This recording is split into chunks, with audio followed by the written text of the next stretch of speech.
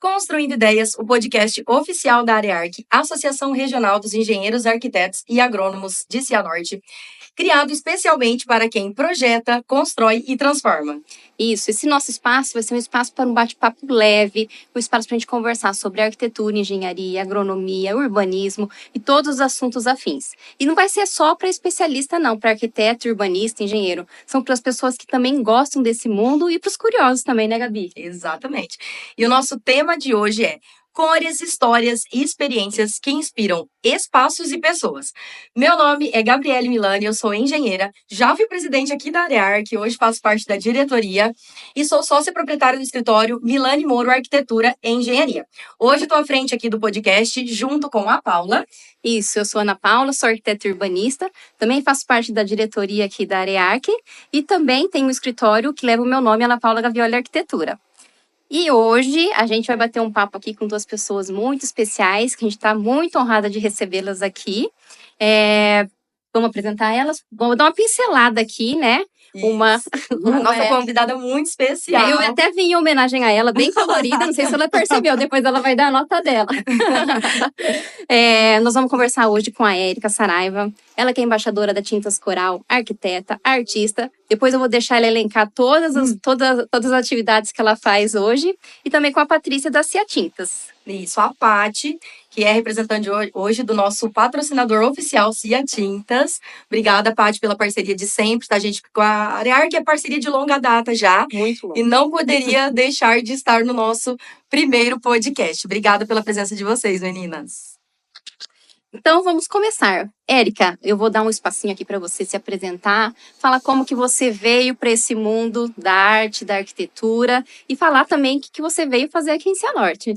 Então, gente, é um prazer estar aqui, né, no primeiro episódio. Então, obrigada pelo convite. Eu sou Érica Saraiva. Eu hoje me denomino como uma curadora criativa. Eu sou arquiteta por formação. Eu sou uma artista descoberta na pandemia. Então, ali na pandemia, durante o lockdown, eu desenhava cozinhas industriais, restaurantes. Então, meus clientes todos fechados, eu era obrigada a fazer... Obrigada não, né? Eu era convidada a fazer as lives para falar sobre o futuro, o delivery, o que todo mundo achava daquela situação absurda que a gente estava vivendo ali, especificamente para restaurantes.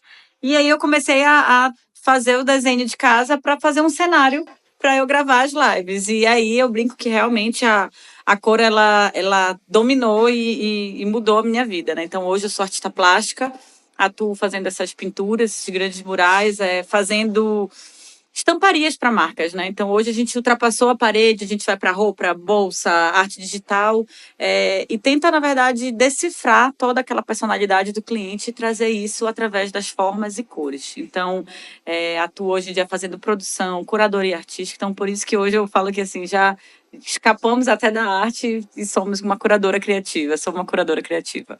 Super ligada com as cores, né? Sim. E não é à toa que você veio nos visitar aqui em Cianorte, né, Paty? Conta um pouquinho pra gente o que vai ter. Hoje, no dia da gravação, nós vamos ter um evento, né? Uhum. E é o Color Futures. E conta pra gente, Paty, como que funciona, o que é o Color Futures, pra quem que ele é voltado, qual que é a história que tem entre a Cia Tintas e o Color Futures. Bom, para nós é uma honra, assim, tá trazendo novamente a Érica, que a Érica já veio ano passado e foi, assim, um divisor de águas, né? Então, eu vou começar falando do CF, de quando nós da Cia Tintas começamos com o CF aqui em Cianorte, foi em 2011, Nossa. tá? Eu estava resgatando aqui na memória, fiz uma linha do tempo para me lembrar. Então, nós começamos em 2011, a Arearc foi e sempre foi, desde o início, o nosso grande parceiro, né? Não sei se todos vão lembrar, mas eu me lembro muito bem. Meu braço direito na época era a Esther, que trabalhou aqui. E ela era, assim, super organizada e tal. E aí foi um casamento muito feliz. Então, o CF é uma apresentação das tendências de cores para aquele ano, né? A Tintas Coral, ela faz um estudo de cores, né? Baseado no comportamento, na economia, na política, em tudo que está acontecendo no mundo. E aí ela lança uma paleta que não só mostra o que o mundo está vivendo naquele momento, mas que reflete também o futuro, né? Como é que a cor ela pode inclinar o nosso comportamento para estar se posicionando melhor, para estar tendo sentimentos melhores. Eu acho que essa é a grande função da cor. Então, E isso veio a calhar em 2011, porque assim, a história da Cia Tintas, nós estamos com 38 anos de mercado. Então a gente precisava de algo que a gente já não vendesse mais só tinta, né? E aí foi quando a gente entendeu que a gente não vendia mais só tinta, a gente vendia expressão de sentimentos, a gente podia vender outros valores agregados à tinta, e a cor tem tudo a ver com isso.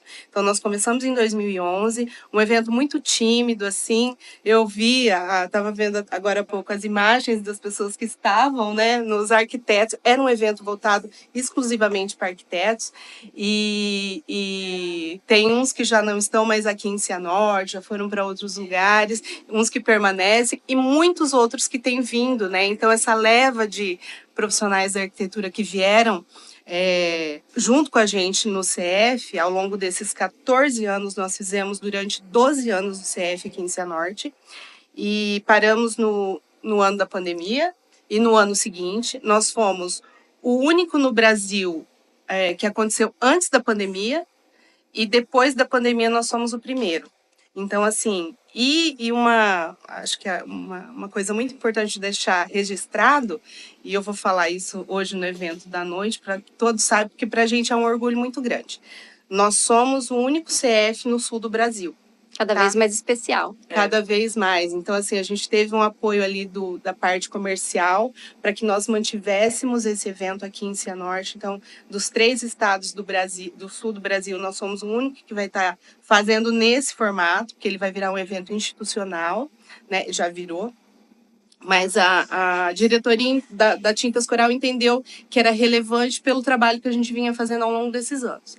Então, eu acho que a gente está no caminho certo. Que honra, né? Cianorte, Cia Tintas, parceria de longa data, né?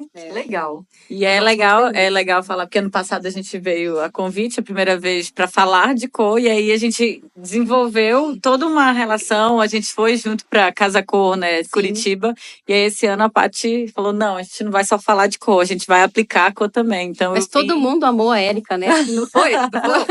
Foi uma coisa assim, eu não tive, de todos os CFs que eu já fiz, acho que o que deu mais feedback positivo foi o do ano passado, assim, quem é a Érica? Todo mundo ficou apaixonado pela Érica, né? Não tem como, porque traz essa questão cultural também, né? De que a gente aqui no Sul é um pouco mais reservado, é mais frio, eu não sei o quê. E a Érica chega com todo esse calor, essa alegria, e transforma mesmo o nosso evento. E esse ano ela veio um pouco mais cedo. Falei, Érica, tem como vir um pouquinho antes? A Érica, daqui a pouco ela tem até CEP aqui, né? A assinatura dela ali já ficou registrada.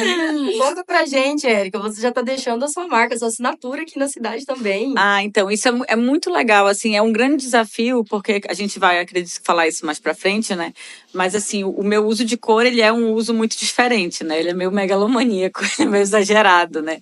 E muito vem dessa influência cultural que eu tenho. Então, assim, quando é tão nato pra gente isso lá, a gente cresce em meio, assim, uma ida no Ver Peso na feira, é muita cor, é muita verdura, é tudo muito. Eu falo assim, eu brinco lá, é muito calor. A gente fala gritando, a gente fala alto, a gente ouve música alta, é o Tecnobrega, são as luzes de neon, a gente fala se abraçando, então é tudo muito exagerado. E quando eu fui fazer uma primeira vez uma palestra para o Sul, na verdade foi antes em São Paulo que eu fiz, eu falei, cara, como é que eu vou fazer as pessoas entenderem o meu trabalho? Porque senão vai ver só uma doida fazendo um monte de tinta aleatória ali, né? Então isso foi legal até para mim também, para eu revisitar quais eram as minhas referências. E aí eu fui entender por que era tão fácil para mim trabalhar com cor. Porque eu cresci vendo aquilo de maneira muito abundante, muito exuberante, as próprias proporções, assim, né? Então a gente está ali no meio da floresta amazônica, é muito, assim, é nítido quando a gente recebe alguém de fora, as pessoas olham assim, tipo, embasbacadas tudo aquilo ali. E é tão natural pra gente. Então, quando eu parei para ver isso, né, avaliar mesmo friamente um processo criativo e o porquê que vinha essas referências, isso fez muito sentido. E ser convidada hoje é muito emblemático mesmo, assim, que ser convidada para vir fazer pinturas aqui em outros estados, eu acho que isso fala muito sobre a receptividade e a abertura dos profissionais da área, entendeu? Então, assim, é muito legal, assim, não só pela pintura de estar ali, que já é muito bacana, mas, assim, que bom que, eu falo assim, Brixi, do ano passado, né? uma, duas pessoas tivessem saído ali incomodadas a se questionar o que estavam fazendo da sua vida, na sua carreira, porque tá todo mundo muito chato na arquitetura, muito igual, né? Já tinha valido a pena. E eu cheguei agora, tinha uma vendedora lá da loja que falou, depois da palestra eu pintei minha cozinha de verde e laranja. Aí a Paty falou, eu botei também uma pintura geométrica. Então, eu falo assim, isso é muito legal, já valeu a pena, né? Então, assim, é muito mais, acho que, do que a pintura impressa ali na parede e mostrar uma ideia que a gente fez para cá. Eu acho que conseguir conquistar essa abertura aí das pessoas pararem para refletir e quererem se aventurar um pouquinho mais. Você tem sua marca registrada, você já atuou em todos os lugares do Brasil, né?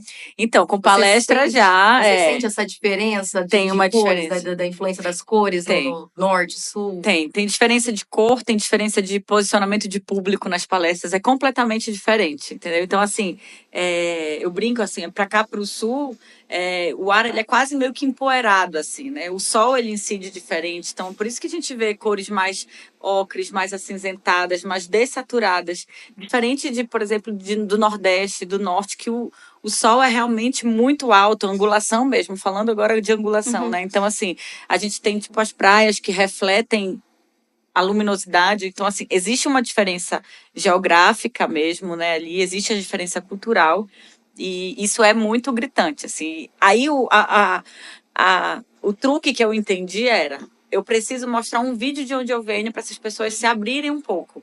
Então, é por isso que eu começo a palestra mostrando um vídeo de Belém do Pará, mostrando nossos palacetes com as colonizações portuguesas, espanholas, ao mesmo tempo com as casas ribeirinhas, as músicas clássicas com tecnobrega, porque aí as pessoas entendem, opa, ela não é daqui, então tem liberdade poética para falar, entendeu? Entendeu? Então, existe uma diferença de público nítida, assim. O público no sul é um pouco mais tímido, menos perguntador, pergunta menos, mas depois, quando acaba a palestra, vem todo mundo perguntar também, diferente de outras praças. Tem uma diferença realmente muito grande. Legal. E eu acho muito bonito essas folhagens, essa mistura que você faz, né, com a fauna, com a flora. Você usa muito da floresta amazônica, né? O que você acha que tem de... O que te chama a atenção e o que você acha que conquista tanto a gente quando a gente olha e a gente se vê nos seus ambientes que você pinta? O que você acha que chama tanta atenção? Eu acho que é porque sai da zona do comum. Eu acho que, tipo assim, é um ambiente que eles sempre instigam, entendeu? Então, tipo assim, eu acho que não só a estética, mas eu acho que vai muito, assim, até a reflexão, tipo, poxa, o que eu tô fazendo, sabe? Tipo, eu tô fazendo uma coisa diferente, eu não tô fazendo, isso aqui é legal, isso aqui... Eu acho que a gente mostrar também que um ambiente super exagerado de cores, ele pode sim ser elegante, entendeu? Sair dessa zona só do neutro que é elegante. E eu acho que, acima de tudo, é dar esse olhar criativo para coisas de cotidiano. Então, tipo assim, as flores, as folhagens, elas são sem proporção, elas não obedecem uma cor, porque, assim, tipo, não quero uma pintura realista, entendeu? Então, eu acho que isso dá uma cativada também, porque leva a gente a entrar em contato com algo que é muito lúdico, então acaba trazendo um pouco da nossa brincadeira de volta. A arte por si só, ela faz a gente, parece que transcender, né? Faz um bem para nós, né, Érica? Eu tenho uma frase que eu ouvi uma vez que é a mais pura verdade, né? Tipo, uma arte para ser boa, ela não precisa ser bonita, ela precisa mexer, né? Então, assim, tem obras de arte lindas e que elas, tipo, ok, é mais um quadro. E tem umas obras que, tipo assim, que elas incomodam a gente, que a gente acha até feia, que a gente acha ou bonita, ou então a gente não entende o porquê. Eu já cansei de sair de algumas bienais e mostras, tipo assim, aos prantos de algum ambiente, com vontade de vomitar, incomodada. E ali eu entendi que era uma boa arte, porque ela mexeu, entendeu? Ela não necessariamente precisa ser bonita. Então, eu acho que quando a gente começa a entender que os nossos espaços de arquitetura, eles podem e devem ser ambientes artísticos, que eles têm que mexer com o usuário de maneira, obviamente, na maioria das vezes boa, positiva, né? Positiva, tranquilizante, a gente vai saindo dessa zona aí que a gente brinca. Eu sempre falo assim, tem 3 anos aí que é só sofá curvo, pedra natural e jabuticabeira, né? Então, assim, quando a gente começa a entender, tipo, o que eu gostei dali, qual é o referencial de uma árvore grande, como é que eu trago isso para cá? Então, a gente começa a ir colocando a personalidade do profissional e do cliente ali, né? E toda a sua arte conta uma história. Toda. A maioria das vezes a história é para vender ela. Tem muita história, muita história. A última agora foi de Madrid, né? Que eu fui para Madrid a convite da embaixada. E eu tinha 3 dias para fazer uma tela gigantesca, que eu não sabia como ela ia ser exposta, nada. Eles ligaram, olha, tu vem para cá, faz uma tela de 6x3. Não sabia se é fundo de palco, nada. E aí chegou lá, eu tive um dia para pintar em Belém antes a base e 2 dias lá em Madrid. E era um cárcere privado, assim, eu entrava às 6 da manhã e saía às 2, então tava ali imersa na pintura. E quando foi ver onde era na fábrica de tapeçaria da família real. Tiraram os tapetes da família real para botar uma tela minha. Aí, quando terminou de estender, eu falei, puta merda, esqueci de desenhar um olho no tucano.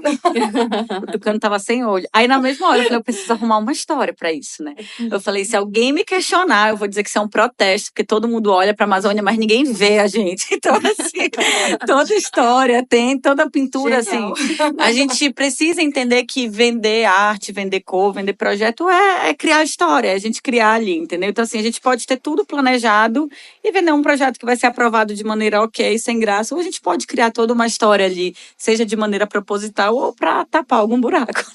E já aproveitando que você entrou nesse assunto, como que foi essa experiência de pintar fora do Brasil? Ah, foi incrível, a ficha não caiu até agora. Até porque foi muito rápido, assim, eu recebi uma ligação da Secretaria de Turismo e eu entendi que eu ia passar por um processo de seleção, né? Já estava feliz da vida, já estava maravilhoso. E aí, quando chegou para a reunião, já era o cônsul lá do Brasil na embaixada, falando que eu estava sendo convidada. Então, assim, isso foi muito legal. Foi legal porque o estado homenageado foi o estado do Pará, e o que me levou a esse convite foi justamente isso, ser reconhecida lá como uma artista que fala de cor através da nossa influência cultural e geográfica, e não de círculo cromático. Então, assim, aqueles 2 anos de trabalho que eu vinha falando ali, parecia meio loucura, foi validado, entendeu? O convite veio por insistir numa ideia que eu estudava as coisas e eu não achava nada falando sobre aquilo.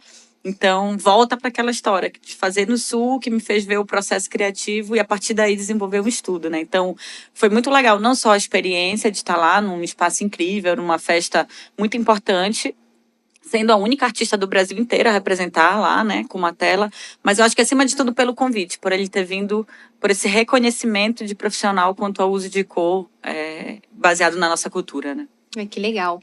E a pergunta que não quer calar. Uhum. Quais são as tendências de cores? Então, Todo mundo quer saber. Falou em cores, todo mundo quer saber. Qual que é a tendência, né? a gente já vem aí numa crescente de colocar um pouco mais cor, né? Cores mais quentes. Eu brinco que nós arquitetos, a gente se acha muito disruptivo, mas na verdade a gente está lá atrás na linha da flecha, né? Então antes vem a moda, depois vem a arte e só depois vem a arquitetura, né? Então, quando a gente olha para o que está sendo feito nos últimos anos, desde lá de trás, uns 4 anos atrás, a moda já vem bombando com os tons de marrom, com os tons de caramelo, de mostarda, e agora que a gente chegou aí nessas tonalidades na arquitetura, né? Então, a gente tem esse retorno do marrom muito forte, né? E a gente tem também os amarelos e vermelhos. Esse ano, como coral, a gente tem o curry dourado, que é um amarelo, mas ele não é um amarelo primário, ele tem vermelho, ele tem marrom, então ele vai para aquele amarelo bem especiaria mesmo, bem curry, que é uma cor que, quando eu conversei com a Carlota e a Adriana, que são as artistas plásticas que fazem parte, né, do estudo, elas falaram, a gente entendeu que a gente já tinha muito domínio com as cores terracotas, com as verdes, e a gente precisava de um momento solar, um momento enérgico, e nada melhor do que uma cor que representa mais solaridade do que o amarelo, né? Então, a gente vem com essa cor esse ano para trazer isso, esse impulso, essa nova vibração, essa energia, né? E como a Paty falou, é um estudo muito complexo. Eu acho legal ressaltar que não é um estudo brasileiro, né? Ele é um estudo mundial. A Axo está em 150 países. Então, hoje nós temos 13 estudiosos e 3 são brasileiros, né? Então, olha a importância da nossa cultura aí nessa avaliação toda, né, de comportamento. Então, a tendência de cor, hoje, falando de coral especificamente, ela pega as opiniões e pontos de vista de cada profissional que está ali no estudo, o que está acontecendo nos países, e a partir daí a gente entende o que a gente quer contar de história. Então, esse ano a gente vem com essa história vibrante, esse amarelo enérgico, solar, e com mais 26 cores que compõem com ela histórias diferentes. Uma cartela mais destemida, uma cartela mais artesanal, e a cartela que fala de ancestralidade. Que legal. E essa influência, né, essas tendências que influenciam tanto a moda quanto a arquitetura, você nota isso no seu trabalho também, como artista plástico? Muito. Eu acho assim, o meu processo criativo ele está completamente desvinculado da arquitetura. Quanto mais eu estudo coisas completamente diferentes de arte e arquitetura, mais eu tenho repertório para criar na arte. Então, assim, eu sou meio doida para estudar. Então, eu estudo medicina, eu estudo neurologia. Agora eu estou estudando música. Como é que não é coincidência 7 notas musicais para 7 cores no arco-íris? Então, como é que os nossos ritmos e batidas musicais influenciam nas escolhas de cores que representam? Então, quanto mais a gente sai dessa nossa zona de conforto ali de arquitetura, mais a gente vai ganhando repertório para criar e fazer novos estudos dentro da nossa área mesmo, né? E a gente, assim, parece que é para abrir o olhar mesmo, né? E o arquiteto parece que quer ficar ali, parece que, não na mesmice, mas assim, fica muito ali, talvez, na tendência, preso. E o cliente, às vezes, pede isso também para nós, né? E eu acho que a gente comete muito erro de pesquisar o que agrada a gente, que é o nosso estilo. Então, assim, as minhas pesquisas de repertório de arte, elas são completamente diferentes, assim. São coisas muito aleatórias, muito aleatórias. Eu estudo, tipo, sei lá, gente da Rússia, da Ucrânia, de não sei o quê. E aí eu vou guardando, porque eu sei que em algum momento vai ter um cliente que vai chegar e aquilo vai fazer sentido, entendeu? Então, quanto mais fora eu tô do que eu tô acostumada, mais isso, quando chega, faz sentido na hora de colocar ali. Então, assim, eu brinco, arquiteto só gosta de andar encangado com arquiteto, né? Eu acho que esse que é o problema, por isso que a gente fica assim, tipo, muito na mesmice. A gente precisa começar a interagir com outras áreas, ir para outros eventos que não sejam de arquitetura, porque isso tudo está presente, né? A gente projeta ambiente para todos os usuários. Então, por que a gente vai só estudar arquitetura? Sim. E a gente, sim, o usuário, ele é único, se você for ver, né? Por que a casa dele tem que ser igual ao do vizinho? Então, Não é? A Paty até pontuou isso, né, Paty? Que depois do evento, as pessoas acabam sendo até influenciadas pela ideia da cor, né? Porque é algo, você falou, anda encangado junto no sem cor, né? E por que não? A hora que alguém puxa essa fila, faz uma coisa criativa, brinca com cores, por que não puxar alguém, né? Mas eu acredito que eu sou engenheira, eu não sei nada do que vocês estão falando. Eu só olho e sei dizer se é bonito ou não. E eu me deslumbro com isso. Tipo, você é a pessoa certa pra gente perguntar. As pessoas têm medo de brincar com cores, justamente pelo medo de errar. Existem cores que não são indicadas para determinados ambientes, que proporcionam alguma sensação errada num ambiente específico? Existe? Não tem nada a ver. Tem 2 linhas de estudo, né? Eu vou contra essa linha aí. Então, eu acho que assim, não é a cor que vai estar errada, é o tom que vai estar errado. Então, por exemplo, eu posso ter um quarto vermelho, eu só não vou ter um vermelho vibrante. Então, eu vou ter um vermelho mais desaturado, um vermelho mais empoeirado, mais para um marrom, mais para um rosa. Então, não é a cor. Tipo, o laranja é uma cor vibrante, criativa. Isso aqui é da família do laranja, ele não tem nada de vibrante, ele vai muito mais para aterramento, Então, assim, não é... Existe, sim, de fato, a influência dessa cor, não só como cor pigmento, mas cor é frequência, é onda, né? Então, existe sim, mas é muito mais importante do que a cor, é a tonalidade, entendeu? Então, eu posso ter um quarto roxo super tranquilo, super espiritualizado, como eu posso ter um roxo violeta que vai atordoar a pessoa que tá ali dentro, entendeu? Olha que genial, Paty. Você precisa usar esse trecho do podcast para você vender cores na sua loja. Chegar um LED dizendo, não vai dar certo, não combina, você está errando no tom. Peraí que eu vou te apresentar alguém que vai conseguir falar sobre isso. Então, muito mais do que é o tom do que a cor. Que legal. E a gente teve o privilégio também de ontem, a Érica deu uma assessoria para o nosso balcão. Né? Ela trouxe essa fala justamente para facilitar a vida deles em indicar cores, né? Porque a gente, enquanto loja de tinta, a gente quer vender cor, né? E aí, quando eu pego lá os meus números, eu faço o levantamento, tiro os relatórios, eu vendi branco, cinza, bege, né? Aí eu vendi lá um amarelo, um laranja, um verde. E aí eu falo, gente, a gente talvez não esteja cumprindo o nosso papel. A gente tem uma paleta lá, um leque com 2.000 cores, né? Por que eu só estou vendendo 3, 4? Então, a Érica, gentilmente, ontem trouxe pra gente uma fala com os balconistas justamente para facilitar isso. Para que eles entendam também. E às vezes é uma angústia do cliente. O cliente quer usar cor. Mas a gente fala, não, vai para esse aqui, ó, o cinza não tem como errar. É o que eu mais ouço lá no meu balcão. Porque vocês sabem, a minha mesa é do lado do balcão. Aí eles falam assim, o cinza não tem como errar. O cinza não tem Logo como cinza, errar. né? Qual é a cor que não tem como errar? É o cinza, é o areia, o camurça, né? Mas também eles não têm muita personalidade. Você não erra mesmo, mas também você não acerta, né? Você fica ali na zona de conforto. E a fala da Érica trouxe 2 pontos que eu gostaria de ressaltar aqui. Então, para a gente, realmente, ontem, assim, eu gostei bastante do que ela falou para o pessoal, porque é para a gente também quebrar essa barreira e vamos oferecer cor para o cliente, né? Vamos nos tornar especialistas. A gente já é especialista em tinta, em oferecer soluções para paredes patológicas e tal. Vamos ser também especialistas em cores. Né? Eu acho que agora a gente está num outro momento, né? E o ano passado, quando me apresentaram o hall de palestrantes que poderiam vir para Cianorte, aí eu vi lá, eu falei, quem que é essa aqui, Érica Saraiva? É lá do Nordeste. Falei, é essa que eu quero. Porque todo mundo era de São Paulo, Rio e uma do Sul. Falei, não, gente, a gente fala a mesma língua, né? Vamos trazer uma doida lá. Uma diferentona. Eu já pensei no Calypso, assim. É isso aí, né? já é uma. E foi a melhor coisa que eu fiz na vida. A gente criou essa amizade e agora poder trazer a Érica de novo e com uma fala na mesma pegada, assim, de não tenham medo de usar cor, mas vamos também oferecer aquilo que o cliente precisa, mas num rol mais colorido, né?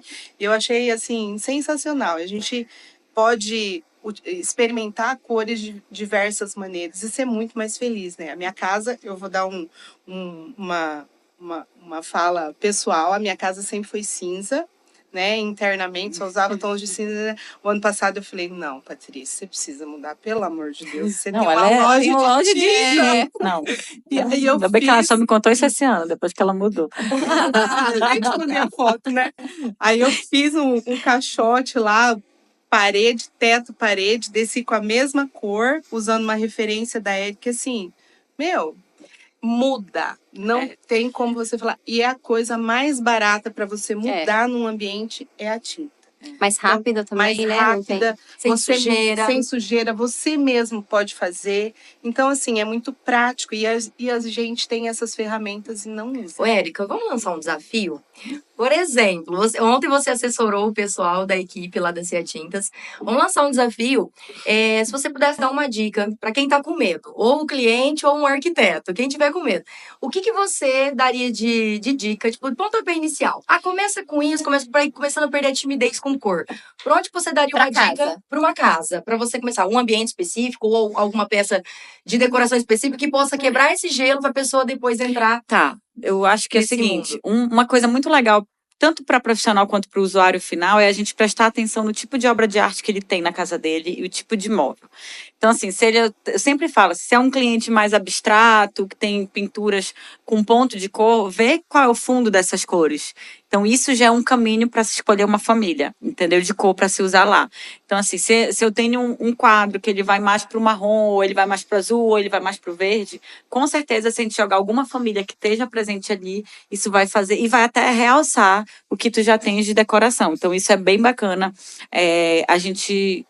eu acho que é um ponto de partida bem legal, né? Outra coisa também é o estilo de tecido dos móveis, né? Então, assim, se é um tecido mais rústico, mais cru, um buclé, um linho, ele vai se adaptar bem a cores mais terrosas, aos marrons, aos beges. Se é uma pessoa que gosta de camurça, tecido brilhoso, cetim, de repente não seja a pegada dela, entendeu? Então, assim, a gente prestar atenção um pouquinho no que tem de sensação ali, né? E o que já tem na casa dele. E a outra coisa que a gente falou muito ontem, né? A gente precisa ter intimidade, né? Então, eu ouço muito em todas as palestras assim, mas aqui é muito difícil de vender cor. Em Belém também é. O que impera são os projetos neutros. Mas o que traz esse cliente até a mim? É eu mostrar que eu sou íntima das cores, que eu tenho domínio, como é que eu falo, assim, a minha casa agora tá 1 ano que eu não pinto por causa dessa correria e tal, então, enfim. Mas se eu falo que a tinta muda tudo, que é muito fácil, eu não posso passar 1 ano, 2 anos sem mudar minha casa. Eu tenho que acordar atacada num dia, resolver trocar uma cor da parede e mostrar que eu mudei tudo ali. Entendeu? Então, assim, será que a gente está agindo? Fala assim, né? Muito arquiteto, eu amo usar cor, mas os meus clientes não aceitam. E a casa, como é? É branca. E o teu escritório é cinza. E se o cliente te perguntar alguma cor, tu domina? Tu sabe o nome de alguma cor? Tu sabe o que combina com o quê? E a gente só ganha esse domínio testando. testando, que a gente vai entendendo que cor funciona com qual cobre melhor. Ontem a gente falou muito disso, né? O testar cores diferentes, entender qual cor cobre mais rápido, qual não cobre, isso tudo faz parte do meu processo de trabalho. Então, quando eu tenho um tempo muito pequeno para uma pintura, eu não vou usar uma cor que é difícil de cobrir. Então, eu só tenho esse domínio todo porque eu exerço, é um exercício diário, né? Então, o projeto é a mesma coisa, o incluir a cor na vida, ele é um exercício diário. Bom, o desafio está lançado, a primeira pessoa que cumprir o desafio posta uma foto e marca a Érica para ela dar uma avaliada e falar assim, ó, foi ótimo o pontapé inicial, agora eu quero ver uma obra de arte minha nessa Legal. Ô, Érica, já aproveitando, né, para falar um pouco, que você contou das histórias das suas pinturas, que todas têm alguma história por trás, essa que você fez ali na Cia Tintas, que você está finalizando, tem alguma história por trás dela? Tem, mas ela é intencional, tá? Aqui na frente, a cliente está aqui. Não, mas a história, quando a gente decidiu trazer para cá uma pintura, né, que a gente propôs para a Paty, que eu propus para a Paty, era a gente usar a maioria das cores que estão na cartela, não necessariamente uma cartela fechada, porque eu também não gosto de ficar presa a uma cartela, vou trabalhar só com a destemida ou só com a ancestralidade, não. É a gente mesclar um pouquinho dessas cores que estão na cartela, e eu acho que eu trouxe uma ou duas só que não estão.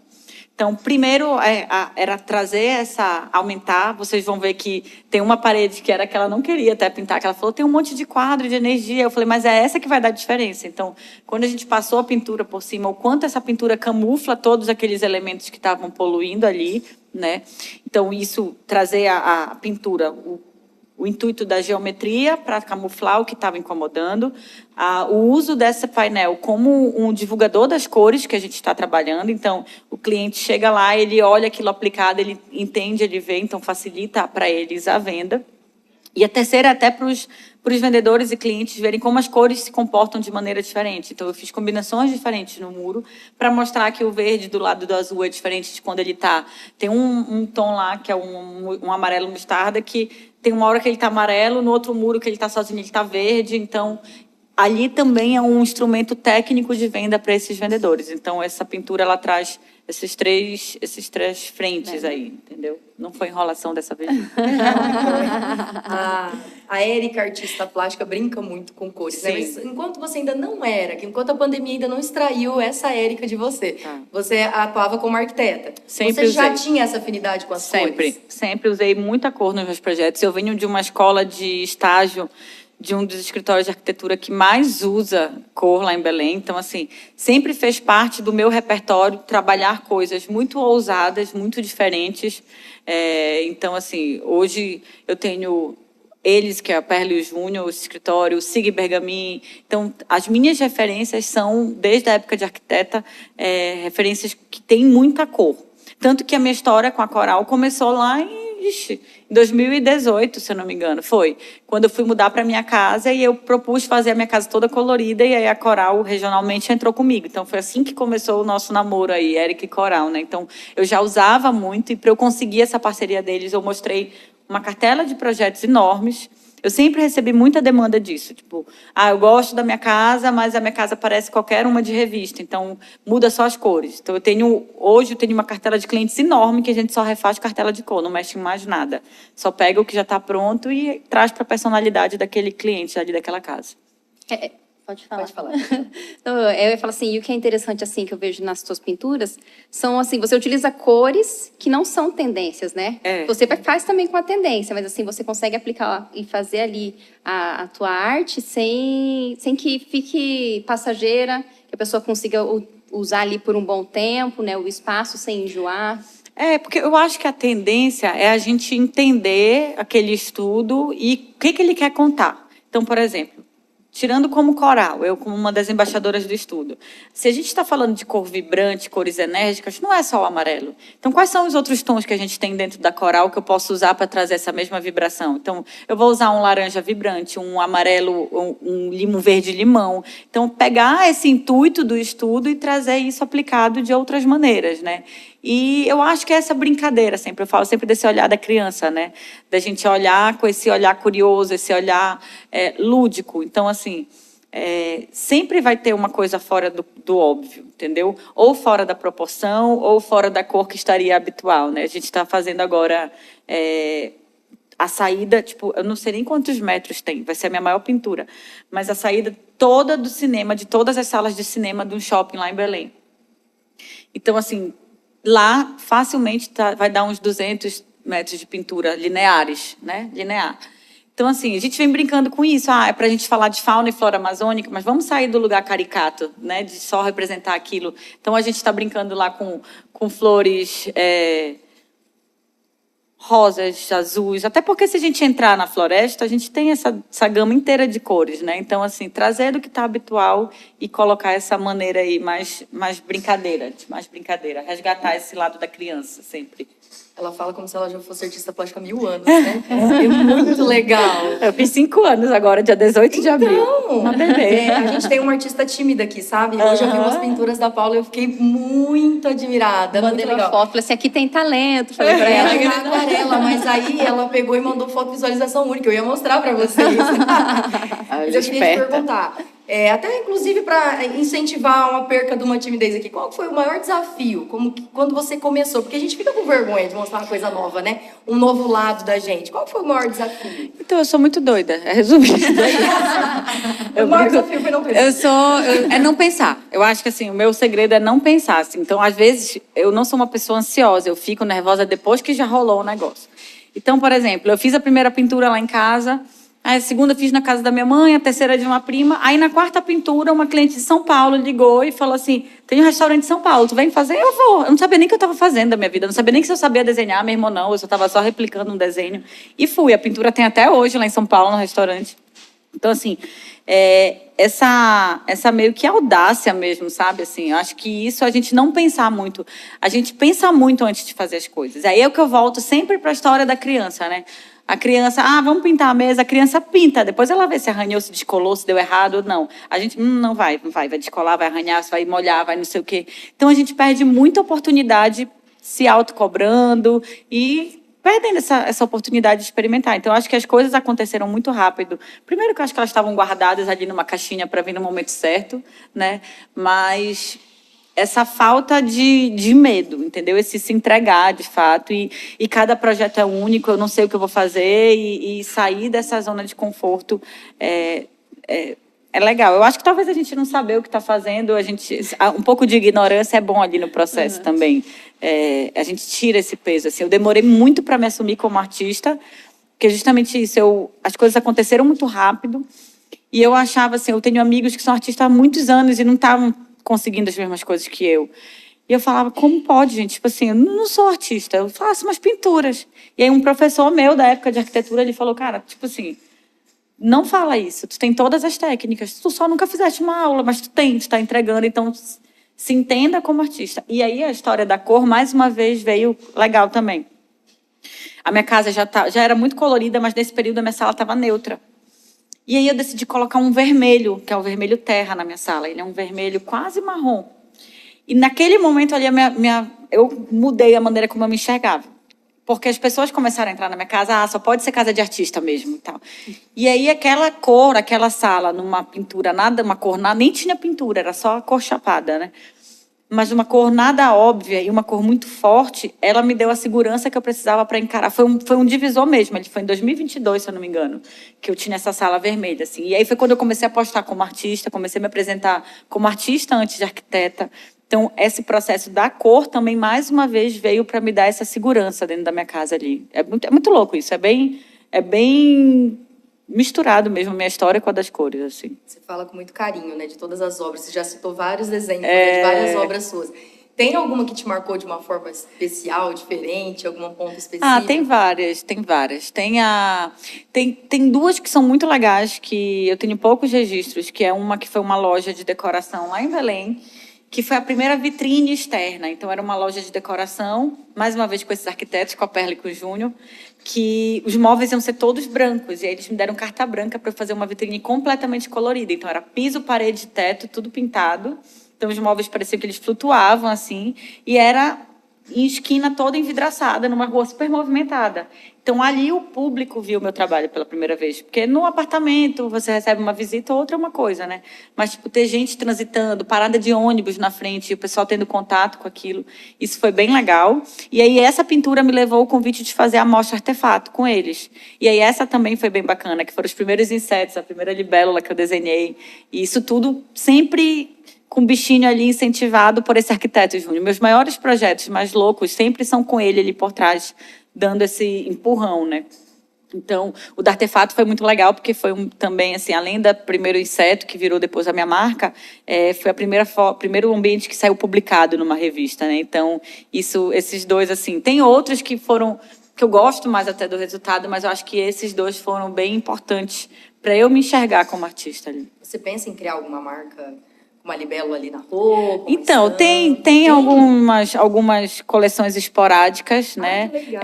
Tanto de louças, quanto de roupas, quanto de alguns acessórios. Mas hoje ela ainda está ali numa caixinha para a gente fazer tenho uma peça dela. Você consegue pra nós. Eu acho Para a que gente deu um evento que tinha aí. fazer algumas ações estratégicas. Então, alguns eventos que eu vou, eu uso as roupas pintadas, porque a conta não fecha, a gente tem que escolher as batalhas, né? Então, assim, agora essa parte ainda não está. Quem sabe até o final do ano vai. Mas, assim, agora, no momento, existe, já tenho intimidade com isso, mas ela ainda está ali numa listinha de espera. Já que você falou de escolher as batalhas, e a gente está no mês das mães, né? Vou Sim. perguntar para vocês duas. Como que é essa experiência essa vida de a Érica corre o Brasil inteiro, vai para o exterior fazer pintura, tem a filha, a Paty também vive na loucura da loja e tem também a Lia. Como que vocês fazem, gente? Conta o segredo. Como une várias partes numa só. É tão interessante isso, né? Porque eu tenho a felicidade de trabalhar atravessando a avenida. Eu moro atravessando a avenida, eu escolhi isso para facilitar depois que a Lia nasceu. Porque, para mim, né, antes da Lia, eu falava, se morar longe, o importante era estar trabalhando, né? E depois as suas prioridades vão mudando. Então, eu tenho uma facilidade em ter acesso ali, é muito, muito prático, né, para mim. Mas hoje eu vejo que, assim, não que o meu trabalho tenha ficado em segundo plano, né? Porque eu estou ali à frente de várias funções dentro da empresa, mas a minha principal função hoje é ser mãe, né? Porque eu preciso ser uma boa mãe para ser uma boa profissional, para ser tudo. E até para que eu seja um exemplo para ela, né? Então, eu tento ficar mais tempo, embora não consiga, né? Porque, assim, por mais que eu seja PJ, eu tenho mais um dia a dia de CLT, porque eu chego cedo na loja e saio a hora que fecha. Mas eu tento ficar com ela mais tempo, mas, assim, o fato de morar numa cidade pequena me dá essa facilidade, né? Se eu tivesse o dia a dia, a correria da Érica, eu acho que eu estaria meio que em parafuso, assim, porque eu não sei administrar isso direito, esse distanciamento, né? Então, assim, para mim é prático, né? Eu tenho um grupo de pessoas ali que me auxiliam quando eu preciso, mas também é desafiador, né? Porque acho que ser mãe talvez seja a função mais difícil, porque você está sempre em dúvida se você está acertando. Lá na empresa, não. Na empresa, você vê o resultado, você sabe, deu certo, não deu certo, né? Isso aqui eu preciso ir para esse lado, esse aqui não. E na maternidade, não. Na maternidade Cada mergulho é um flash. Passou, não tem como flash. voltar. E as crianças, elas crescem muito rápido, assim, evoluem também muito rapidamente. E, às vezes, eu chego em casa e falo, gente, parece que eu passei um mês fora, porque como assim que mudou tanto, né? E, então, para mim, é bem desafiador, mas eu ainda acho a minha vida muito prática para estar ali com ela e estar na empresa, né? E ainda bem, porque para mim eu acho que eu fico muito me sentindo culpada às vezes. Ainda me sinto. Eu dou conta não dando conta, né? Não, mas assim, eu acho que o primeiro fato foi eu aceitar isso, que tipo, as coisas iam mudar. Tem 3 anos que eu tô como palestrante, assim, o primeiro ano ainda foi uma coisa mais light, mas do segundo ano para cá ficou assim, existem uns meses que é tipo de abril até julho é uma loucura. Então, assim, primeira coisa foi eu entender e conversar com ela sobre isso, que eu ficaria ausente, entendeu? E por mais que seja desgastante, para mim, para ela é melhor. Então, por exemplo, eu saio de Belém toda segunda noite ou toda terça de manhã e volto toda quinta noite ou sexta de manhã. Então, é uma loucura, mas assim, eu estou presente na vida dela mais tempo do que ausente. Mas isso é algo que ela tá com 9 anos, então já está começando aquela fase de pré-adolescência difícil. E ela já tem questionado muito mais. Então, isso é algo que faz parte de rever o planejamento para ano que vem. Então, assim, agora o lado legal é. Eu sempre fui uma mãe, sempre fui autônoma, então eu sempre pude curtir muito a aluna, ela sempre esteve comigo e eu trago muito ela comigo também, né? E ela curte, né? E ela curte. Então, assim, obviamente, tem dias que é insalubre. Tem, por exemplo, agora no carnaval eu estava fazendo uma pintura no shopping e ela passou a madrugada inteira comigo lá. E ela quis passar a madrugada comigo lá. Não era o ideal, eu sei que isso não é o ideal para uma criança, mas ao mesmo tempo ela tá ali, colecionando momentos, vendo, sabe? Conectando com Vendo você. comigo. E ela, sim, tem um perfil de artista, tá? Ela A gente tem, conheceu ela lá ela em vai para a área Curitiba. criativa, e ela é desenvolta. E eu acho que, acima de tudo, ser muito honesta com ela. Por exemplo, eu sou questionada toda semana por ela quando eu vou sair. Ela fala assim: você tem que ir, mas por que o teu trabalho tem que ser esse? Tipo, não dá para ganhar dinheiro de outro jeito. E aí eu falei para ela, falei, minha filha, a vida inteira eu sonhei trabalhar viajando e conhecendo pessoas. Então, eu vou ganhar dinheiro de casa fazendo o que for.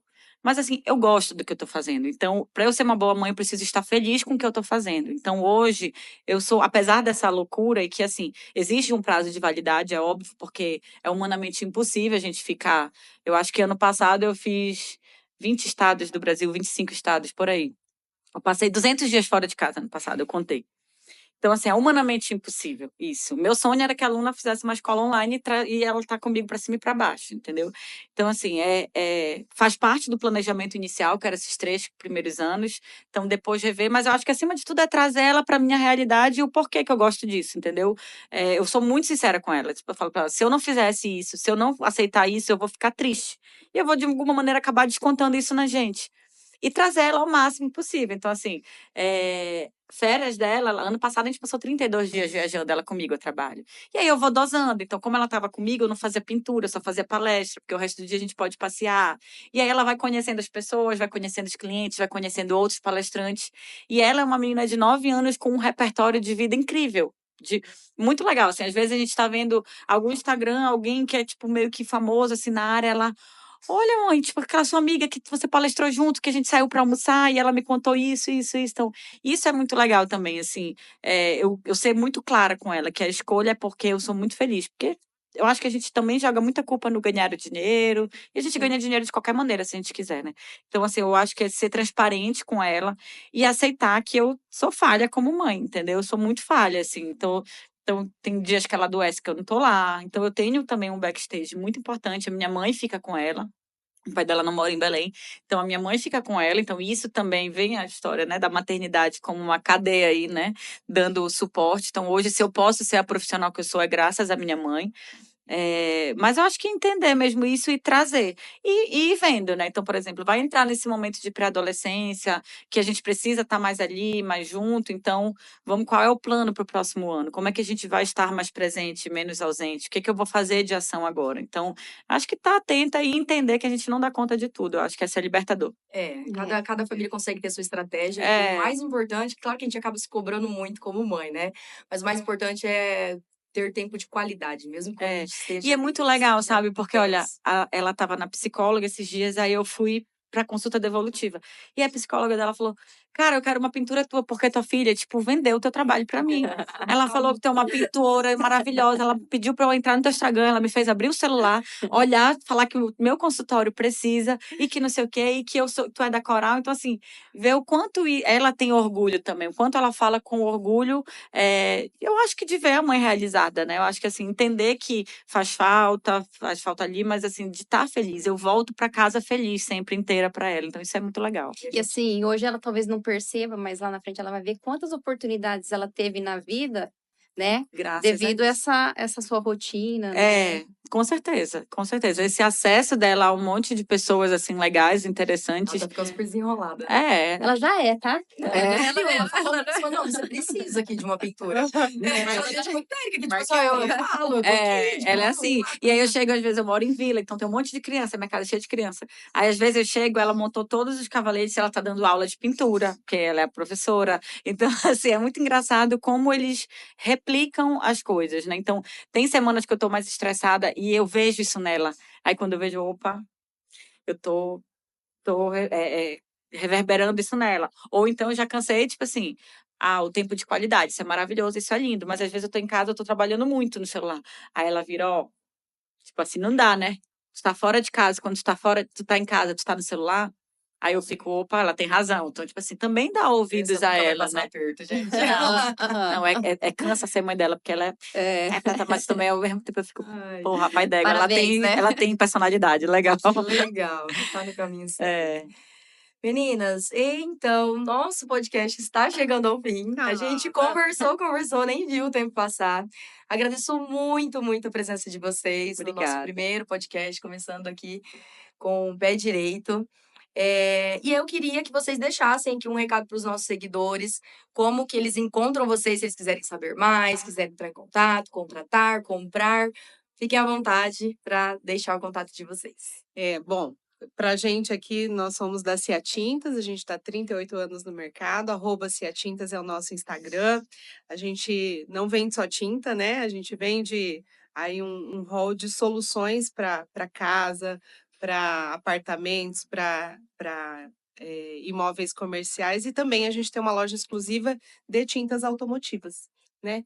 E o que eu gostaria de deixar de mensagem, assim, é para que as pessoas trouxessem cor para a vida delas, para que não só saísse da zona de conforto, mas para que elas pudessem experimentar uma nova sensação na vida. Às vezes a gente tem medo de tomar algumas decisões, tem medo de ousar um pouco mais, e a gente está se deixando de ter oportunidades, né, de ampliar o nosso repertório, e aí a gente vê que a gente pode ser um pouco mais alegre, mais feliz, e a cor eu acho que traz isso, né, para a vida da gente, né? Quando você coloca uma roupa com uma cor mais vibrante, você não só se sente mais, mas você transmite isso para outras pessoas, né? E a gente é um coletivo. Nós não vivemos sozinhos nesse mundo, e eu acho que a gente, não só a gente, mas a nossa casa pode refletir muito isso, né? E a gente está cada vez mais, a pandemia trouxe muito isso, e eu acho que foi um pecado, né? Que, na verdade, a gente teria que ter ficado muito mais sociável e a gente se fechou nos nossos mundos. Mas foi a época que as pessoas viram que a nossa casa pode ser um ninho muito confortável. E aí foi a época que a gente mais vendeu cor.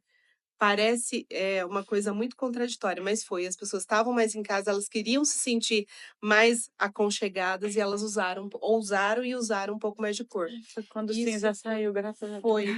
E isso é muito engraçado, né? Tudo que a gente fala parece que é antes da pandemia e depois da pandemia, mas foi um marco, né? E eu acho que essa referência é muito importante de trazer como a cor pode mudar a nossa vida para melhor. Acho que a gente entendeu ali que a casa é para quem mora, né? A gente viu aquilo ali, tinham casas super preparadas para receber e que não atendiam o usuário ali, né? Então acho que foi o primeiro de tudo. Teve uma vez que eu ouvi, não lembro qual cliente falou, mas ele falou uma frase que ele falou assim: todo mundo fala que cor é vida. E quando a gente nasce, o médico dá aquele primeiro tapa no bumbum e a gente respira, o que que a gente fica? Corado, a gente fica vermelho. E quando a gente passa mal, ou quando a gente morre, o que que a gente fica? Pálido, a gente fica sem cor. Então, literalmente, quimicamente falando, a cor ela é realmente essa troca de energia, essa pulsação de vida mesmo, né? E para quem quiser me encontrar, né, nas redes sociais é Érica Saraiva. Tô sempre lá falando, mostrando meu dia a dia. Minhas postagens são totalmente doidas, nada profissional. Mas eu acho que é a minha maneira de estreitar laços e mostrar como eu penso, né? E se eu pudesse dar um recado, eu acho que seria a gente torna muito mito a criatividade. A gente acha que a criatividade é uma inspiração, ela é algo que vai, um raio que vai cair na cabeça. E, na verdade, a criatividade, ela nada mais é do que a gente olhar com carinho e outro olhar coisas do cotidiano.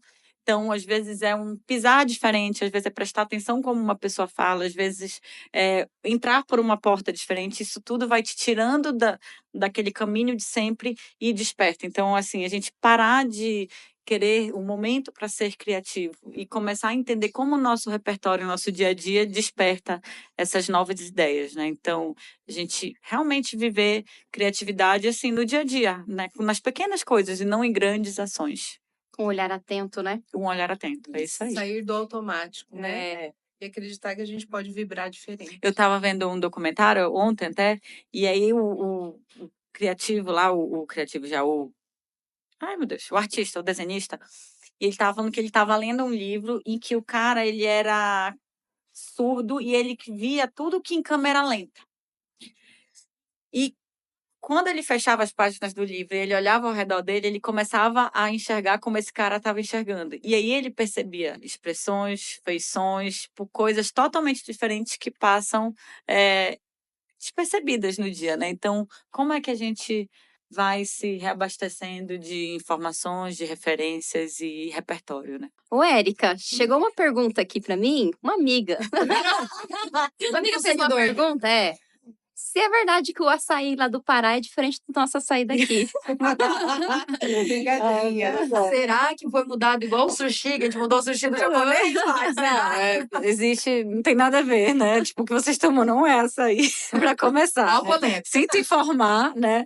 Mas brincadeiras à parte, realmente é isso, né? O que vem para cá é o que a gente chama, é o açaí batido com água, batido com guaraná, e que é completamente diferente do nosso. Então lá a gente toma, o fruto que ele é extraído numa máquina puro, com um pouquinho de água só. E aí a gente toma ou ele in natura, que já vai mais... Ele é tipo um abacate, dá para comer doce, dá para comer salgado. Então, ou a gente toma in natura, como acompanhamento de comidas, ou coloca o açúcar, a farinha de tapioca, né? E tá tudo bem, assim. Eu não sou do grupo dos haters que tomam açaí com granola, leite de ninho, nem nada.